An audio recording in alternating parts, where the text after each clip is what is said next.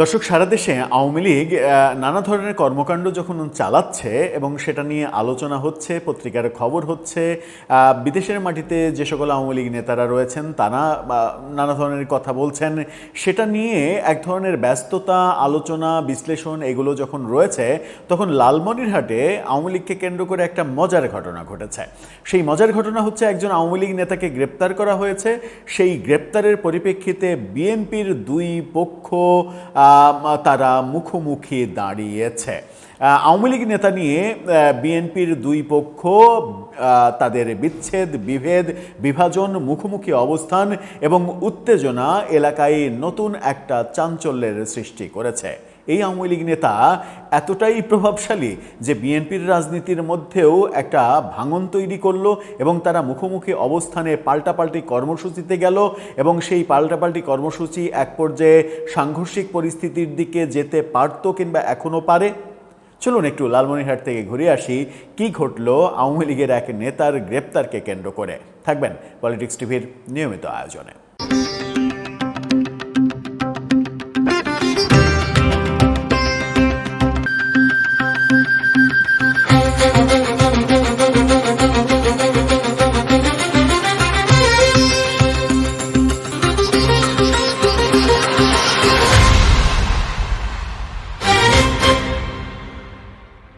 দর্শক, বলছিলাম লালমনিরহাটের আওয়ামী লীগের এক নেতাকে কেন্দ্র করে বিএনপির বিভাজন, সামনাসামনি অবস্থান, পাল্টাপাল্টি কর্মসূচি, সাংঘর্ষিক পরিস্থিতির একটা সম্ভাবনা। খবরের কাগজের এই শিরোনামটা দেখলেই বুঝতে পারবেন। সেখানে বলা হচ্ছে, কালীগঞ্জে আওয়ামী লীগ নেতাকে গ্রেপ্তার ঘিরে মুখোমুখি বিএনপির দুই গ্রুপ।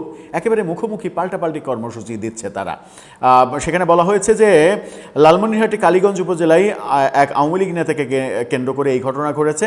ভারপ্রাপ্ত কর্মকর্তাকে অপসারণ দাবিতে এক পক্ষ মানববন্ধন, বিক্ষোভ মিছিল ও সংবাদ সম্মেলন করলেও অন্য পক্ষ পাল্টা কর্মসূচি দিয়ে এর প্রতিবাদ জানাচ্ছে। দুই পক্ষের পাল্টাপাল্টি কর্মসূচিতে উত্তপ্ত হয়েছে সেখানকার রাজনৈতিক অঙ্গন। দুই গ্রুপের একটি নেতৃত্বে আছেন জেলা বিএনপির সহ সভাপতি ও লালমনিরহাট ২ আসনের সংসদ সদস্য রোকনউদ্দিন বাবুল। অপরটির নেতৃত্বে রয়েছেন কালীগঞ্জ উপজেলা বিএনপির আহ্বায়ক জাহাঙ্গীর আলম। সম্পর্কে তারা আবার চাচাতো ভাই, তারা একই পরিবারের চাচাতো ভাই, তারা মুখোমুখি দাঁড়িয়েছেন। দীর্ঘদিন ধরে স্থানীয় রাজনীতিতে তাদের দ্বন্দ্ব প্রকাশ্যে রয়েছে।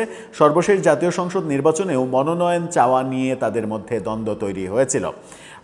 জানা গেছে, গত ৬ জুন রাতে রংপুর শহর থেকে কালীগঞ্জ উপজেলা আওয়ামী লীগের সহসভাপতি ও আদিতমারি সরকারি কলেজের সাবেক অধ্যক্ষ আজিজার রহমানকে নাশকতার একটি মামলায় গ্রেপ্তার করে কালীগঞ্জ থানা পুলিশ। যেটা নিয়ে আমরা আলাদা আলোচনাও করেছিলাম যে সহসভাপতি পুলিশ বলছে, কিন্তু প্রকৃত অর্থে তিনি আওয়ামী লীগের কোনো কমিটিতে নেই, কোনো নেতৃত্বের জায়গায় নেই। শুধুমাত্র আওয়ামী লীগের অনুসারী সমর্থক, এই অজুহাতে কলেজের অধ্যক্ষকে গ্রেপ্তার করা কতটা সমীচীন হচ্ছে।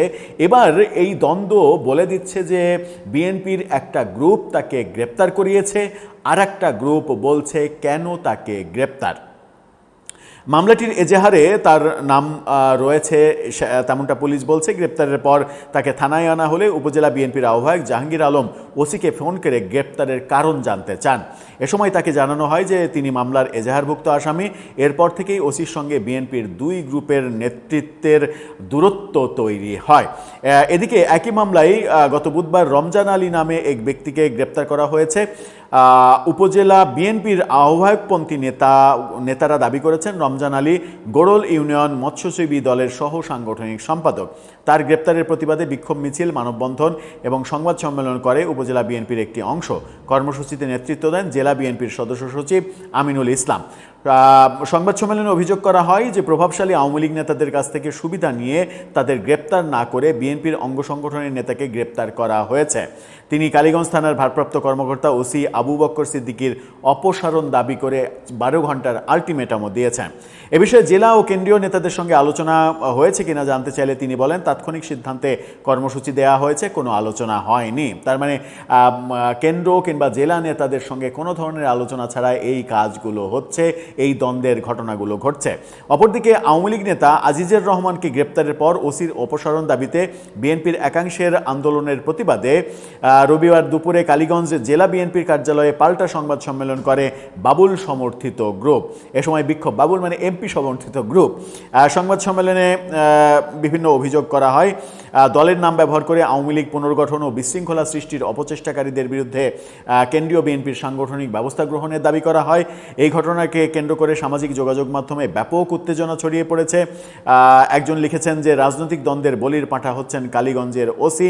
এ বিষয়ে বিএনপির আহ্বায়ক জাহাঙ্গীর আলমের কাছে জানতে চাইলে তিনি স্বীকার করেন যে আজিজুর রহমান তার আত্মীয়, তবে গ্রেপ্তারের দিন ওসিকে ফোন করেছিলেন কিনা এই প্রশ্নের উত্তর তিনি দেননি। এরকম আত্মীয় তো বাংলাদেশের ঘরে ঘরে রয়েছে। আওয়ামী লীগ বিএনপি আত্মীয়, তারা বেআই, তারা শ্বশুর জামাই সম্পর্ক, বহু এরকম দৃষ্টান্ত রয়েছে। এমনকি বিএনপির সর্বোচ্চ যে কেন্দ্রীয় নেতৃত্ব, এমনকি মন্ত্রিপরিষদের কেউ কেউ রয়েছেন যেটা আওয়ামী লীগের শীর্ষ নেতৃত্বের খুবই ঘনিষ্ঠ আত্মীয়, বেআই সম্পর্ক। এই যে ঘটনাটা লালমনিরহাটে ঘটলো, একজন আওয়ামী লীগ নেতাকে গ্রেপ্তার, যদিও বিভিন্ন জন ওই অধ্যক্ষের পরিবার সেই সময় দাবি করেছিল যে তিনি আওয়ামী লীগের কোনো ধরনের কোনো পদবিতে নেই, তাকে হেনস্থা করার জন্যই গ্রেপ্তার করা হয়েছে। কিন্তু এখন আবারও দাবি করা হচ্ছে তিনি আওয়ামী লীগের সহসভাপতি স্থানীয়, পুলিশ বলছে সেটা। অন্যদিকে বিএনপির দুই গ্রুপ দুই ধরনের বক্তব্য দিচ্ছে এবং এক গ্রুপ চাচ্ছে তাকে যেন ছেড়ে দেওয়া হয়, আরেক গ্রুপ চাচ্ছে তাকে যেন ফাঁসানো হয়। ব্যাপারটা জমে উঠেছে। এই যে রাজনীতি, এই রাজনীতি থেকে আমরা কবে পরিত্রাণ পাবো? এই যে স্বার্থের রাজনীতি, স্বার্থের দ্বন্দ্ব, যদিও এটা এক অর্থে ভালো যে আওয়ামী লীগ বিএনপি একটা ঘনিষ্ঠতা রয়েছে, সম্পর্ক রয়েছে।